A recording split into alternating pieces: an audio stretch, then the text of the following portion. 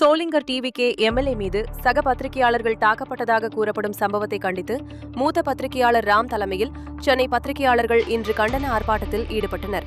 பத்திரிகையாளர்களுக்கு பாதுகாப்பு வழங்க வேண்டும் என்றும் சம்பவத்தில் தொடர்புடையவர்கள் மீது உரிய நடவடிக்கை எடுக்க வேண்டும் என்றும் அவர்கள் வலியுறுத்தி ஆர்ப்பாட்டத்தில் ஈடுபட்டனர். அது பொதுமக்கள் தடுத்து நிறுத்துறாங்க. அந்த இடத்துக்கு வந்த காவல்துறையினர் ரொம்ப முக்கியமா கவனிக்க வேண்டியது. தாக்குதல் நடத்தக்கூடிய சட்டமன்ற உறுப்பினர், அவருடன் வந்த அவருடைய சகோதரர், அந்த குண்டர் படையினர் பத்திரிகையாளர்கள் மீது நடத்தி கொண்டிருக்கக்கூடிய அந்த தாக்குதலை இந்த காவல்துறையினர் பார்த்து கொண்டிருந்ததாக அந்த பத்திரிகையாளர் பத்திரிகையாளர் சங்கத்துக்கு ஃபர்ஸ்ட் வேலை இதுதான்.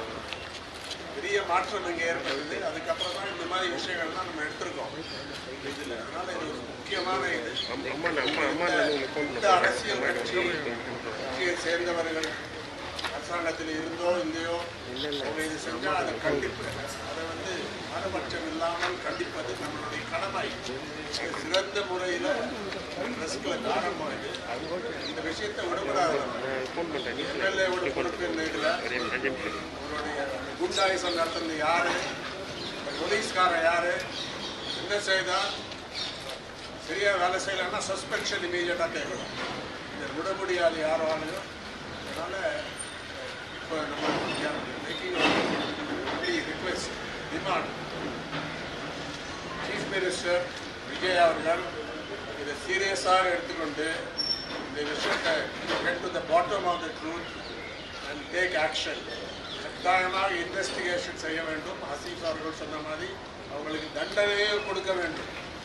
ப்ரூவ் பண்ண உடனே இந்த வீடியோ என்ன பண்ணாங்கன்னு தெரியல.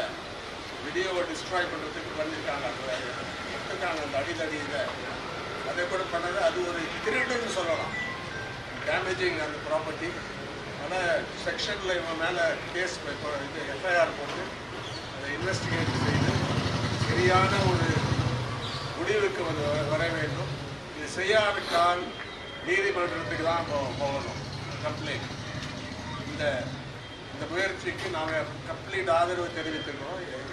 யார் செய்தாலும், எந்த கட்சி பேரில் செய்தாலும் அதை கண்டிக்க வேண்டியது நம்முடைய கடமை.